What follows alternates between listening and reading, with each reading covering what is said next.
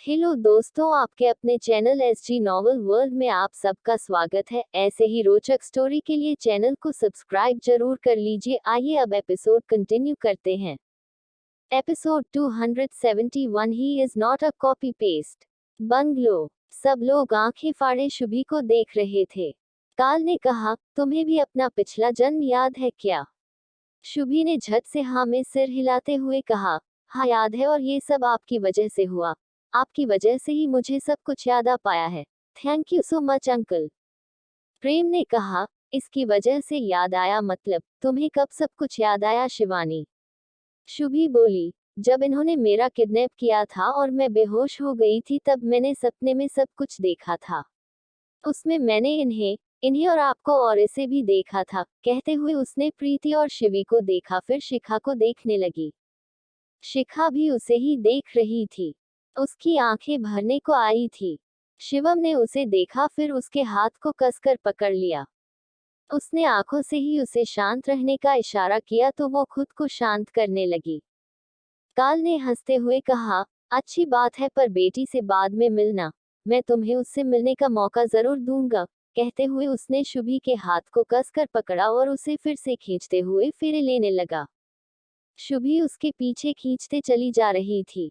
उसकी ताकत काल के आगे कुछ भी नहीं थी। शिवम ने ये देख शिखा को देखा जो शांत भाव से खड़ी थी। उसे इतनी शांति से खड़े देखकर उसने कहा, बीवी क्या कर रही हो? तुम कुछ नहीं करने वाली क्या? अगर इस आदमी ने शुभी से शादी कर ली तो सब कुछ खत्म हो जाएगा। उन्हें बचाओ न तुम। शिखा हाथ फोल्ड करते हुए रिलैक्स टोन में बोली, डोंट वरी, कुछ नहीं होगा। शुभी की मदद करने वाला उसे बचाने वाला आता ही होगा। शिवम ने चिढ़ते हुए कहा, ससुर जी का कॉपी पेस्ट जब तक आएगा तब तक तो इनकी शादी भी हो जाएगी। शिखा ने उसे घूरते हुए कहा, he is not a copy paste. तभी वहां एक आवाज गूंजी, आई एम रियल। सबने ऊपर देखा जहां पर सुरेश खड़ा था। उसे देखकर शिखा के होठों पर मुस्कान आ गई थी। वहीं सुरेश ने उसे देखकर आई विक की तो शिवम बुरी तरह चीड़ गया। वो शिखा को अपने पीछे करते हुए बोला, ये तुम्हारे फादर की उम्र के नहीं है, इसलिए डिस्टेंस मेंटेन करो। शिखा ने उसे आंखें दिखाते हुए कहा, तुम अपना मुंह बंद करो। शिवम फिर से कुछ कहता कि अंश ने कहा, आप दोनों बाद में लड़ना, और आप क्या हीरो की तरह यहाँ खड़े? आपको डायरेक्टर एक्शन बोलेगा तब आप फाइट करना शुरू करोगे क्या? Go and kill this bloody people. Suresh ने उसे देखकर सिर हिलाया, फिर शुभी और काल को देखने लगा। काल ने 5 फेरे ले लिए थे, अब सिर्फ 2 फेरे ही बचे थे। काल ने अपने लोगों पर चिल्लाते हुए कहा, मारो इन्हें, कोई भी बचना नहीं चाहिए। शुभी आंखें गोल घुमाते हुए बोली, ये तो अमिताभ बच्चन की फिल्म का डायलॉग है ना? प्रीति ने याद करते हुए कहा, हाँ ये उनका ही डायलॉग है। तुम्हें अब भी याद है? शिवी हंसते हुए बोली, अरे याद कैसे नहीं रहेगा दी, आखिर इसका पहला प्यार जो है।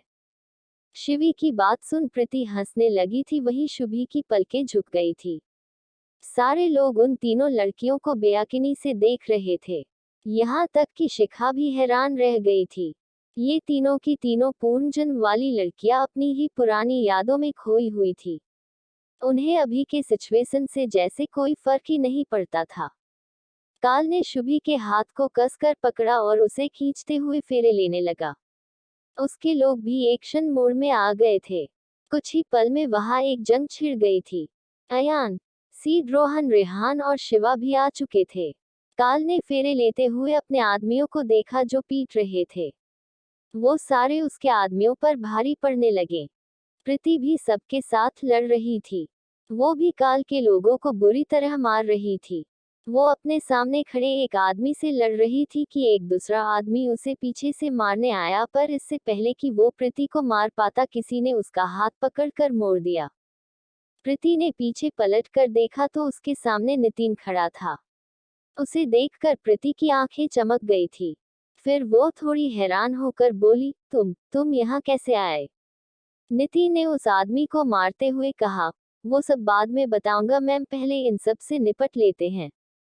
प्रीति ने ओके कहा, फिर दोनों फाइट करने लगे। शिवी भी फाइट कर रही थी। शिवा आदमियों को मारते हुए उसके पास आया और बोला, तुम ठीक हो न रिद्धि? शिवी ने हाँ में सिर हिलाते हुए कहा, हाँ मैं ठीक हूँ पर ये सारे ठीक नहीं है।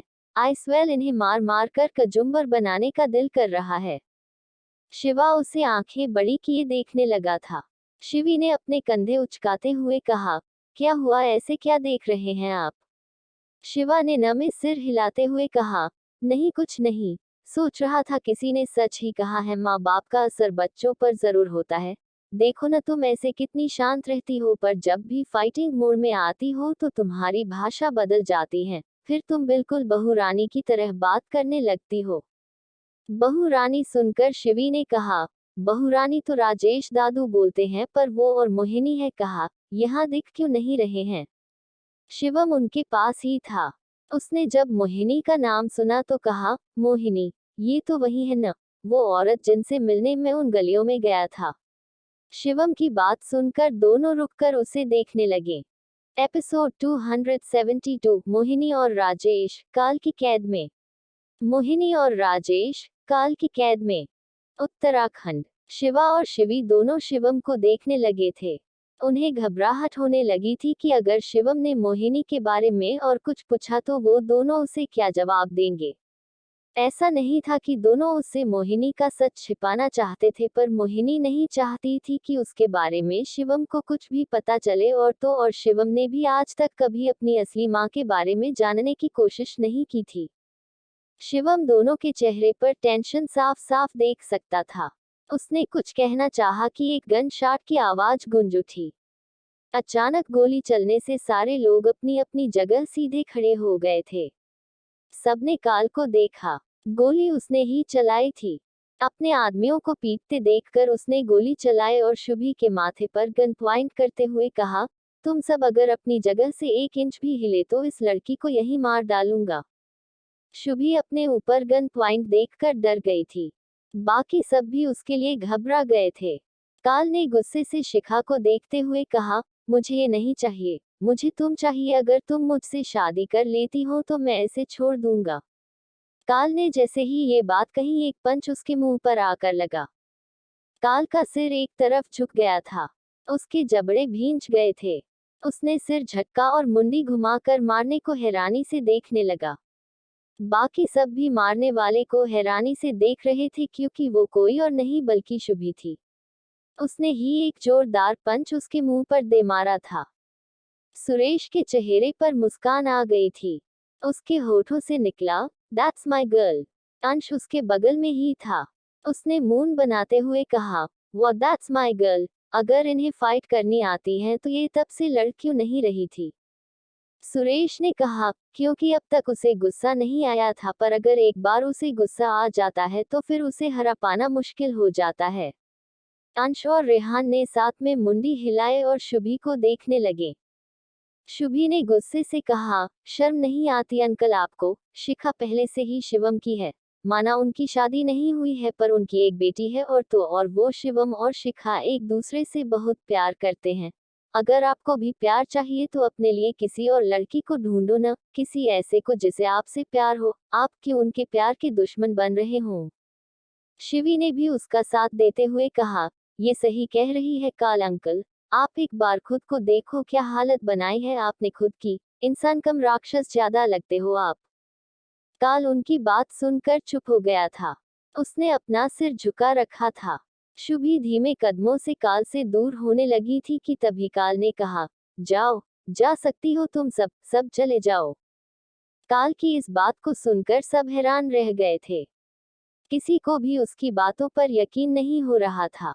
काल इतनी जल्दी सुधर जाएगा ये सब के लिए हजम करना मुश्किल था पर कोई भी टाइम वेस्ट नहीं करना चाहते थे, इसलिए अंश और आरुष ने झट से कहा, thank you so much uncle, हम चलते हैं, आप अपना ख्याल रखना।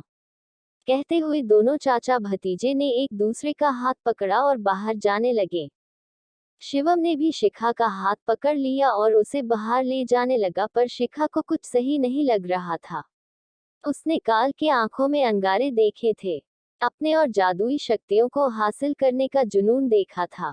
वो जानती थी काल उन्हें इतनी आसानी से नहीं जाने दे सकता था। सुरेश भी मौका मिलते ही शुभी के पास चला गया था। उसने शुभी को अपने सीने से लगाते हुए कहा, तुम ठीक हो ना? तुम्हें कुछ हुआ तो नहीं? शुभी ने झट से नमे सिर हिलाया, फिर धीमी आवाज में बोली, मुझे इस काल के बातों पर विश्वास नहीं हो रहा। ये तो देखने में ही मोटी चमड़ी का लगता है। I'm 100% श्योर ये कुछ न कुछ ऊंच पटांग हरकत जरूर करेगा, हमें इतनी आसानी से तो नहीं जाने देगा। सुरेश उसका हाथ पकड़ते हुए बोला, जो भी हो, पर अगर हमें अभी मौका मिल रहा है तो चलो निकलते हैं यहाँ से। देखो सुबह से शाम होने आई है, चांद की रोशनी बिखरने से पहले तुम और शिखा इस काल से दूर हो जाओ। शिवानी यानी शुभी ने अपने पिछले जन्म में कई सारी किताबें पढ़ रखी थी, इसलिए वो अच्छे से जानती थी कि सुरेश क्या कहना चाह रहा है। उसने जल्दी से हाँ में सिर हिलाया और वो लोग भी बाहर निकलने लगे।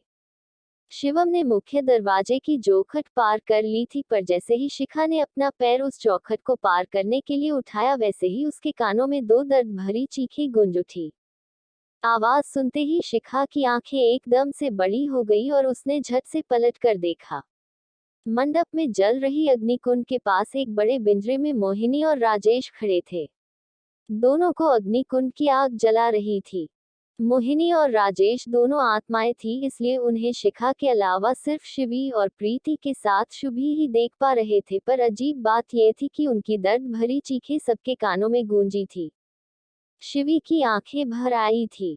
वो लगभग रोते हुए बोली, छोड़े दो उन्हें, तुम उन्हें क्यों तड़पा रहे हो? शिवम और शिवा ने साथ में कहा, उन्हें का क्या मतलब, ये चीखें किसकी थी? प्रीति ने जवाब दिया, मोहिनी और राजेश। काल उन्हें पिंजरे में बंद कर उन्हें तड़पा रहा है, पर ये ऐसा क्यों कर रहा है? Episode 273 Shivam know about Mohini. Shivam know about Mohini. Uttarakhand. Preeti की बात सुनकर सब हैरान हो गए थे। वही जब शिखा ने पलटकर मोहिनी और राजेश को देखा तो उसकी मुट्ठी कस गई। शिवा का भी यही हाल था। शिवम ने उन दोनों को देखा। वो राजेश को तो जानता था, पर मोहिनी, वो उसके बारे में बहुत कम बातें ही जानता था। उसके मुताबिक तो मोहिनी उस लड़की का नाम था जो उन बदनाम गालियों में रहा करती थी और जिसके साथ शिवशेखर के नाजायज संबंध थे। वो अब इस बात से अनजान था कि मोहिनी ही उसकी देवकी थी। मोहिनी ही थी जिसने उसे जन्म दिया था। शिखा को गुस्से में देखकर काल ने हंसते हुए कहा, तुमने क्या सोचा शिखा, मैं इतनी आसानी से तुम्हें यहाँ से जाने दूंगा? नहीं, तुम ऐसे नहीं जा सकती। तुम्हें मुझसे शादी करनी होगी, वरना मैं इन दोनों को नर्क से भी बुरी हालत करूंगा। शिखा ने राजेश और मोहिनी को देखा। दोनों आग के बेहद करीब खड़े थे। वो आग जादुई थी, इसलिए उन्हें उस आग से जलन हो रही थी। उनके पूरे बदन पर आग की लालिमा छाई हुई थी। उनके हाथ पीछे बंधे हुए थे, इसलिए वो चाहकर भी कुछ नहीं कर पा रहे थे। शिखा ने अपने गुस्से को कंट्रोल करते हुए कहा, तुम्हें मैं चाहिए न? तो ठीक है, मैं तुमसे शादी करने के लिए तैयार हूँ। शिखा के कहते ही शिवम ने उसके हाथ पर अपनी पकड़ मजबूत करते हुए कहा, बीवी, तुम उससे शादी नहीं कर सकती। शिखा ने उसकी आंखों में देखते हुए कहा, तुम जानते हो मोहिनी कौन है? शिवम ने गुस्से से कहा, मुझे नहीं जानना, कोई भी हो मोहिनी, मुझे इससे क्या? तुम कुछ भी करो, पर तुम इस काल से शादी नहीं कर सकती। मोहिनी अपनी नम आंखों से शिवम को देख रही थी। वो जानती थी उसे उसके बारे में कुछ नहीं पता, पर तब भी वो उसकी माँ थी। अपने बेटे के मुंह से ऐसी बातें सुनकर उसका दिल छल्ली हो रहा था। राजेश ने उसके हाथ को कसकर पकड़ लिया और आंखों से उसे शांत रहने का इशारा किया। तभी काल ने हंसते हुए कहा, क्या बात है शिवम भत्रा, तुम अपनी माँ से ज्यादा अपनी बीवी से प्यार करते हो, अपनी माँ की तो तुम्हें कोई फिक्र ही नहीं है। काल की बात सुनकर शिवम शॉक्ड रह गया था। उसे अपने कानों पर यकीन नहीं हुआ। उसने सिर घुमाकर शिखा को देखा तो शिखा ने धीरे से हाँ में सिर हिलाया और कहा, हाँ, मोहिनी ही तुम्हारी माँ है, उन्होंने ही तुम्हें जन्म दिया था। शिखा का इतना कहना था कि उसके कदम लड़खड़ा गए। उसके मन में एक साथ कई सारे सवाल उठने लगे थे। मोहिनी उसकी माँ थी, पर वो तो उन बदनाम गालियों में रहा करती थी, इसका मतलब वो एक। ये सोचते ही उसकी आंखें नम हो गईं। उसके चेहरे पर एक साथ कई भाव आ जा रहे थे। मोहिनी निधार सी गिरने को हो आई थी, पर राजेश ने उसे पकड़ लिया था। वो बस यही तो नहीं चाहती थी। वो नहीं चाहती थी कि शिवम को कभी भी उसके बारे में पता चले। वो नहीं चाहती थी कि वो खुद से, अपने वजूद से ही घिन करने लगे। शिवा उसके पास गया और उसे संभालते हुए बोला, खुद को संभालो, अभी इन सब का वक्त नहीं है, हमें मोहिनी और राजेश को बचाना है। शिखा ने एक गहरी सांस ली और आगे बढ़कर काल के सामने जाकर खड़ी हो गई। काल के होठों पर एक जीत भरी मुस्कान थी। वो शिखा से शादी करने के बाद से ही फूले नहीं समा रहा था। काल एक तीर से दो निशाना साधने की फिराक में था। शिखा से शादी कर न सिर्फ उसे शिखा मिलती बल्कि उसे अपार शक्ति भी प्राप्त हो जाती। काल ने मोहिनी और राजेश की तरफ इशारा करते हुए कहा, पहले मुझसे शादी करो, उसके बाद ही मैं इन्हें छोड़ूंगा। और इन्हें क्या, मैं वादा करता हूँ इसके साथ साथ मैं बाकी सबको भी यहाँ से जाने दूंगा। शिखा ने उसकी बात का कोई जवाब नहीं दिया और उसके पास जाकर खड़ी हो गई। काल उसे अपने पास देख बहुत खुश हो गया था। उसने जल्दी से एक चुनरी उठाई और शिखा के सिर पर डालते हुए कहा, अब तुम लग रही हो ना मेरी दुल्हन, चलो अब हम शादी करते हैं। कहते हुए वो फेरे लेने के लिए आगे बढ़ गया। शिखा भी बिना कुछ कहे उसके पीछे पीछे चलते हुए अग्निकुंड के चक्कर लगाने लगी। रोहन और रेहान एक साथ खड़े थे। उनके साथ ही सीड और अयान खड़ा था। रेहान ने कहा, क्वीन क्या सच में इस काल से शादी कर लेंगी? रोहन का ध्यान अग्निकुंड में था। वो राजेश को देख नहीं पा रहा था पर उनके होने का एहसास उसे बखूबी हो रहा था। रेहान को जवाब न मिलने पर उसने रोहन को देखा।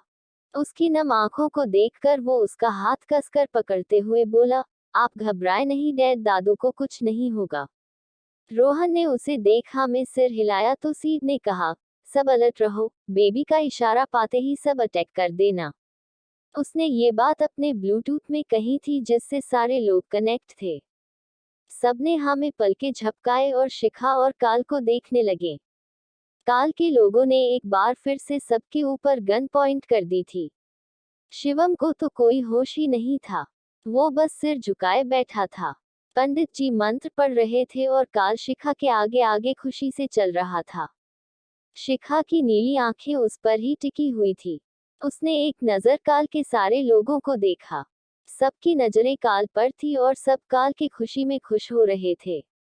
उसने सबका ध्यान भटका हुआ देखकर पंडित जी को कुछ इशारा किया पर वो पंडित कुछ समझ नहीं पाया। शिखा ने उसे आंखें दिखाई तो पंडित ने झट से हाँ में सिर हिलाया और अग्निकुंड में जल रहे एक लकड़ी उठा झट से शिखा के हाथ में दे दी। शिखा ने फुर्ती दिखाए और झट से एक हाथ से लड़की पकड़ी और दूसरे हाथ से मोहिनी और राजेश को वहां से धक्का देकर दूसरी तरफ गिरा दिया। जब तक काल कुछ समझ पाता उससे पहले सारे लोग एक्टिव हो गए और उसके लोगों को से गन छीन कर उन्हीं के ऊपर पॉइंट कर दिया। काल गुस्से से पलटा और शिखा को देखा कि शिखा ने अपने हाथ में पकड़ी जल रही लकड़ी को उसके चेहरे पर दे मारा। Episode 274 Rajesh always love Mohini. Uttarakhand. काल के चेहरे के एक हिस्सा जल चुका था। फिलहाल वो अपने घुटनों के बल नीचे बैठा था। नितिन और अंश ने उसके ऊपर गन पॉइंट कर रखा था। काल के सारे लोगों को शिखा के आदमी वहां से ले गए थे। मोहिनी और राजेश उसकी पकड़ से आजाद हो चुके थे। शिखा ने उनकी जादुई रस्सी खोल दी थी। मोहिनी रोते हुए शिवम का इंतजार कर रही थी। शिवम हवेली के बाहर एक पेड़ के नीचे बैठा था। शिवा ने उसे देख शिखा को कुछ इशारा किया तो शिखा ने सिर हिलाया और बाहर निकलकर शिवम के पास चली आई। वो शिवम के पास जाकर उसके बगल में बैठ गया। शिवम सिर झुकाए बोला, इसलिए तुमने अब तक मुझे कुछ नहीं बताया बेबी, तुम जानती थी न कि मैं उनका बेटा हूँ, मैं एक। उसने इतना कहा ही था कि शिखा ने उसके होठों पर अपनी उंगली रख दी। उसने कहा, तुम सच में बेवकूफ हो शिवम भत्रा, बेमतलब की चीजें सोच रहे हो। तुम शिवशेखर भत्रा के बेटे हो, उस माँ के बेटे हो जिन्होंने तुम्हारी अच्छी जिंदगी के लिए तुम्हें खुद से दूर कर दिया, तुम्हें रिद्धिमा जैसी माँ के हाथों में दे दिया। मैं जानती हूँ ये सब अपनाना तुम्हारे लिए बहुत मुश्किल है पर फिलहाल इन सब का वक्त नहीं है। शिवम ने उसे सवालिया निगाहों से देखा तो शिखा ने कहा, तुम्हारी माँ कई सालों से भटक रही है। उनकी आत्मा को तब तक मुक्ति नहीं मिल सकती जब तक कि तुम उन्हें माँ के तौर पर न अपना लो। उन्होंने बहुत कुछ सहा है शिवम, उन्होंने सच्चे दिल से ससुर जी से प्यार किया था पर उनकी किस्मत को ये मंजूर न था। उन्होंने कभी रिद्धिमा माँ के लिए कुछ गलत नहीं किया, न सोचा। वो तो बस तुम्हें दूर से ही देखकर खुश हुआ करती थी। उन्हें और मत तड़पाओ शिवम। शिवम ने धीरे हाँ में सिर हिलाया तो शिखा ने मुस्कुराते हुए उसके होठों पर अपने होंठ रख दिए। वो उसे रिलैक्स करना चाहती थी और उसके किस से शिवम शांत हो भी रहा था। इधर मोहिनी का रो रो कर बुरा हाल हो चुका था। राजेश और शिवी के साथ सिर्फ प्रीति ही उसे देख सकती थी। वो तीनों उसे शांत करने की कोशिश कर रहे थे। राजेश ने कहा, आप प्लीज शांत हो जाए। बहुरानी गई है न, वो छोटे बॉस को समझाएंगी, आप टेंशन मत लीजिए। शिवी भी उसे समझाने की कोशिश कर रही थी पर प्रीति की आंखें तो राजेश के चेहरे पर थी।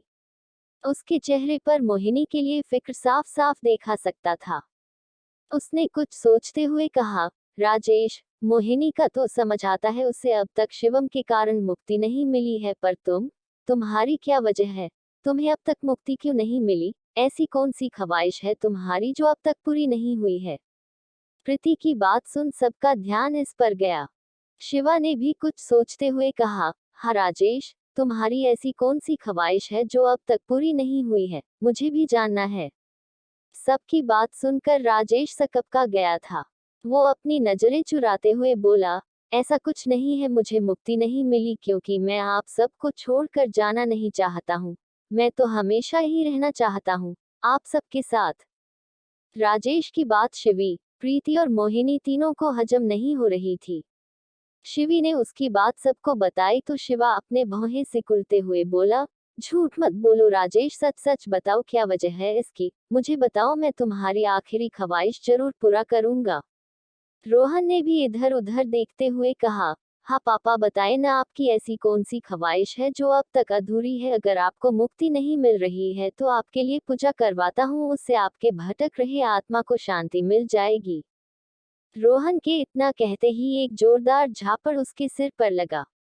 उसने झट से अपने सिर के पीछे हाथ रख लिया और अपना सिर सहलाते हुए बोला, मैंने गलत क्या कहा पापा? आप मुझे मार क्यों रहे हैं? राजेश खुद में ही बड़बड़ाते हुए बोला, अच्छा है आज मैं जिंदा नहीं हूँ। अगर जिंदा होता तो मुझे बताने की जरूरत नहीं होती। मेरी आंखों में देखकर ही सब समझ जाते, फिर मैं सबको क्या ही जवाब देता। उन्हें खुद में ही बातें करते हुए देख शिवी ने कहा, आप खुद से ही क्या बातें कर रहे हैं, हमें भी तो बताए। राजेश ने सिर उठाकर उसे देखा तो उसकी नजर मोहिनी की आंखों से जा मिली। मोहिनी उसे ही देख रही थी। उसकी नम आंखों को देखकर राजेश के दिल में छिपे एहसास उसकी आंखों में उतर आए और उन्हें देख मोहिनी की बोलती बंद हो गई। राजेश ने भी अपनी आंखें उस पर से हटा ली, तभी शिखा अंदर आते हुए बोली, नजरें हटाने से सच बदल नहीं जाता, कह क्यों नहीं देते आपकी आपको?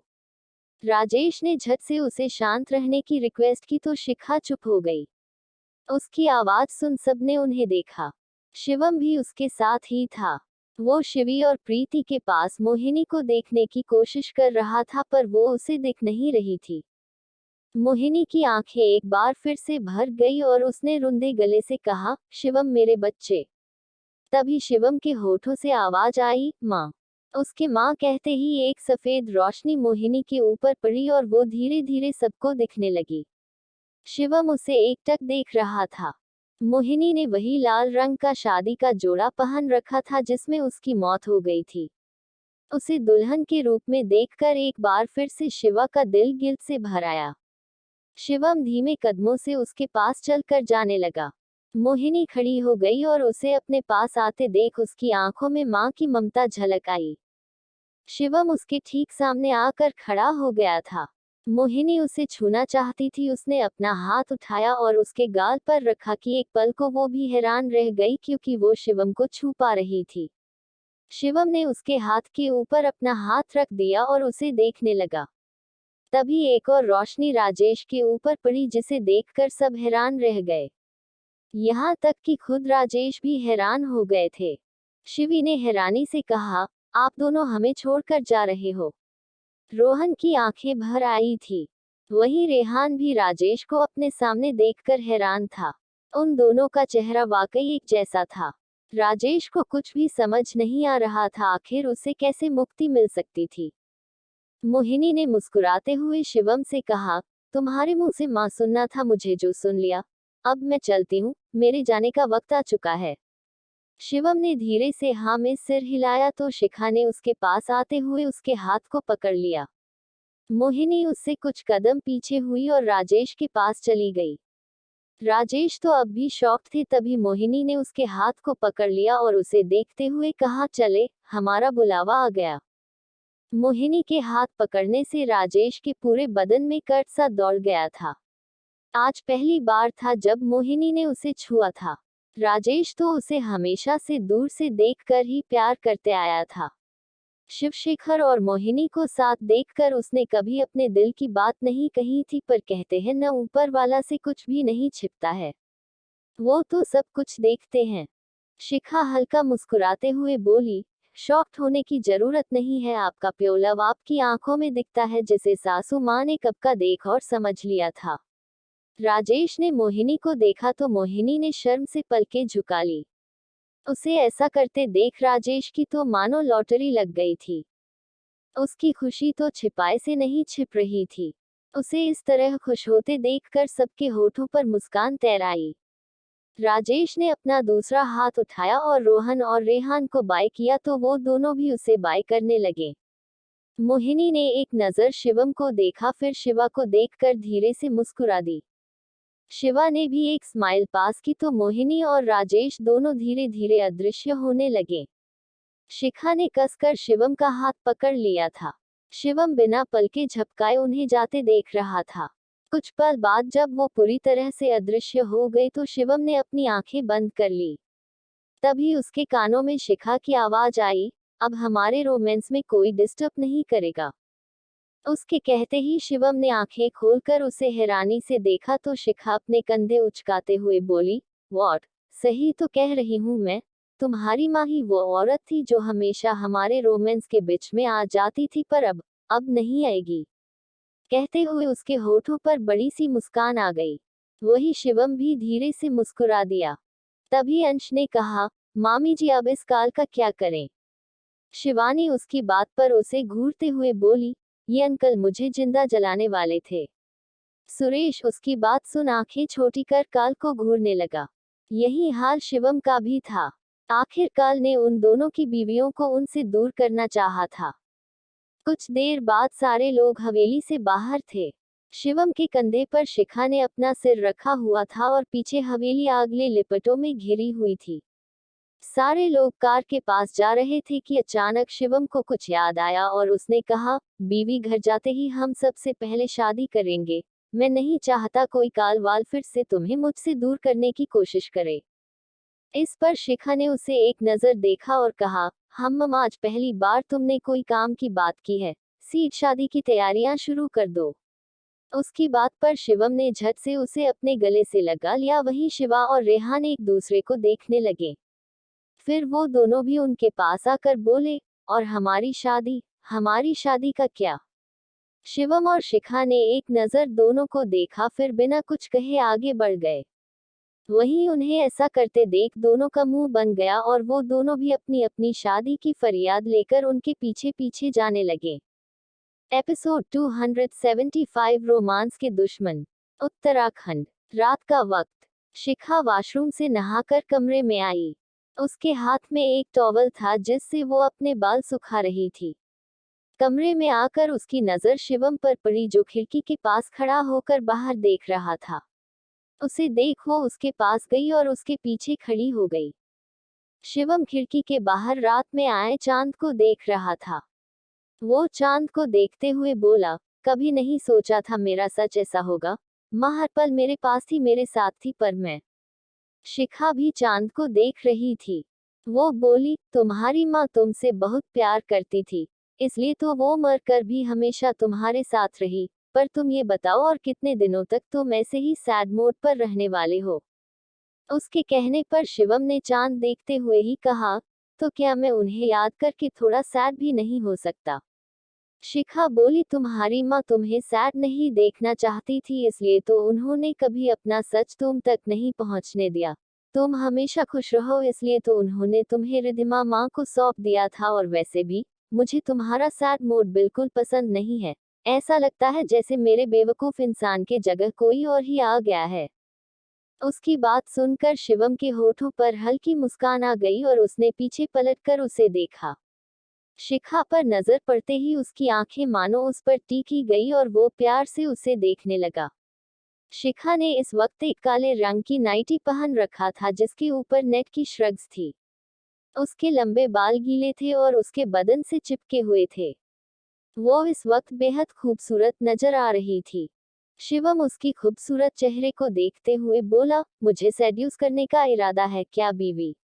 शिखा ने उसे आंखें छोटी कर देखा, फिर अपने हाथ बांधते हुए बोली, मैं क्यों सेड्यूस करूंगी तुम्हें? मुझे नहीं लगता कि मुझे ऐसा कुछ भी करने की जरूरत है, आखिरकार तुम तो ऑलरेडी सेड्यूस हो मुझसे। शिवम ने उसकी बात पर हाँ में सिर हिलाया और उसके कमर में हाथ डालकर उसे अपने करीब खींचते हुए बोला, सही कहा तुमने, क्या करूं, तुम इतनी खूबसूरत हो कि तुम्हें देखकर ही मेरा ईमान डगमगा जाता है और मेरा मूड चाहे जैसा भी हो तुम्हें इस तरह देखकर रोमांस करने का मन करने लगता है।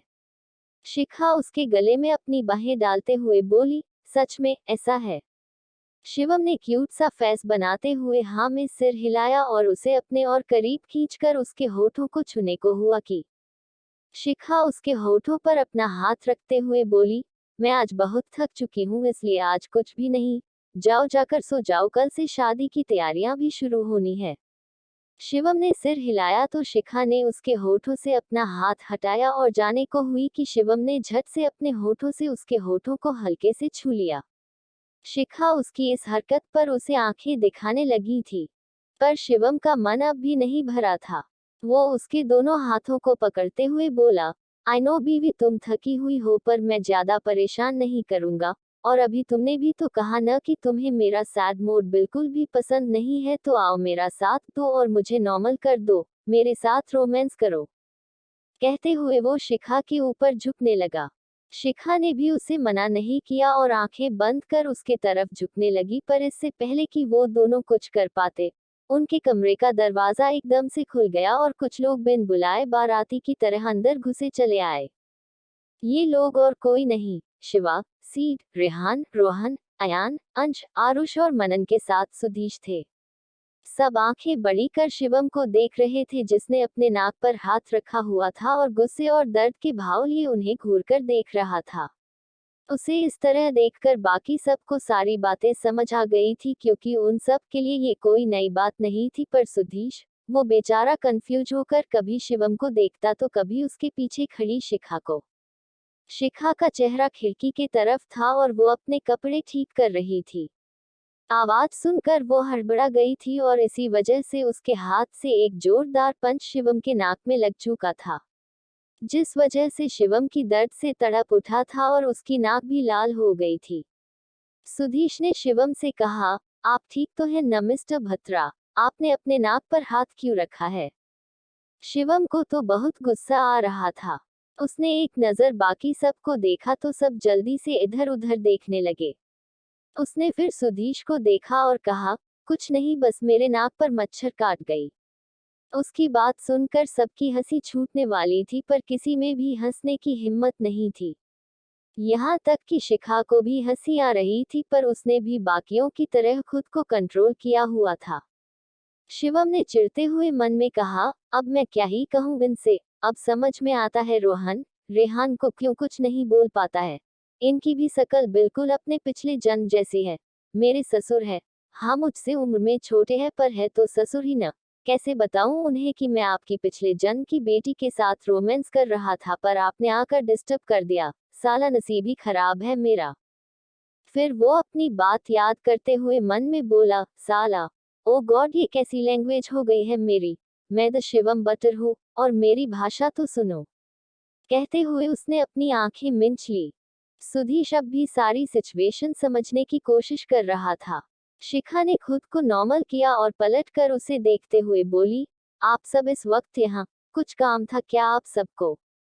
उसकी बात सुन सबने हाँ में सिर हिलाया, फिर एक दूसरे को देखने लगे। अंश ने कहा, बड़े मामा जी, छोटे मामा जी को आपसे कुछ कहना था। अपना जिक्र सुनकर मनन चौंकते हुए बोला, कौन मैं? मुझे क्या बोलना था भला? मैं तो बस तुम सबके साथ आ गया हूँ। शिवम का गुस्सा देखकर किसी को कुछ कहने की हिम्मत नहीं हो रही थी। शिवम ने सबको घूरते हुए कहा, जो भी कहना है जल्दी कहो, मुझे नींद आ रही है, मुझे सोने जाना है। उसकी बात पर सुधीश ने कहा, तो आइए चलिए सोने, आज से शादी तक हम साथ में सोएंगे। क्या? शिवम ने अजीब सा मुंह बनाते हुए कहा। तो सुधीश जल्दी से अपनी बात सही करते हुए बोला, मेरा मतलब आपकी और क्वीन की शादी तक आप दोनों एक कमरे में नहीं रह सकते हैं न, इसलिए मैं कह रहा था कि आप हमारे साथ चलिए, है न शिवा? कहते हुए उसने शिवा को देखा तो शिवा ने झट से हाँ में सिर हिलाया और कहा, हाँ चलिए मिस्टर भत्रा, हमारे साथ चलिए। शिवम को अब गुस्सा आने लगा था। उनकी शादी की रस्में एक दिन बाद से शुरू होनी थी। कल तो उन्हें वापस मुंबई जाना था और शादी होने में 5 दिन का वक्त था। ऐसे में उसे शिखा से 5 दिन दूर रहना पड़ता, पर वो तो एक पल की भी दूरी नहीं सहन कर सकता था, तो 5 दिन कैसे और क्यों? उसने झट से कहा, बिल्कुल भी नहीं, मैं कहीं नहीं जाऊंगा। उसकी बात सुन सुधीश और शिवा ने सीरियस टोन में कहा, हम पूछ नहीं बता रहे हैं। अब से आप दोनों का लिविंग रिलेशनशिप में रहना बंद, जब तक आप दोनों की शादी नहीं हो जाती तब तक आपको दूर रहना है। दोनों की सीरियस टोन सुनकर शिवम से कुछ कहते नहीं बना। आज पहली बार शिवा और सुधीश शिवशेखर और सूर्या के जैसे लग रहे थे, जिनकी बातें पत्थर की लकीर थी और सबको माननी पड़ती थी। शिवम ने उम्मीद भरी नजरों से शिखा को देखा। उसे लगा शायद शिखा उन्हें मना करेगी, पर इससे उल्ट शिखा ने उसे हाथ दिखाकर भी कर दिया। कुछ देर बाद शिवम नीचे फर्श पर बिछे गद्दे पर लेटा था और अपने आसपास मौजूद अपने जानी दुश्मनों को देख रहा था, जो कि एक दूसरे से हंसी मजाक कर रहे थे। बाकी का नेक्स्ट एपिसोड नेक्स्ट पार्ट में कवर करेंगे। कहानी को लाइक शेयर कमेंट जरूर करें और प्लीज लाइक भी जरूर करें। Thank you.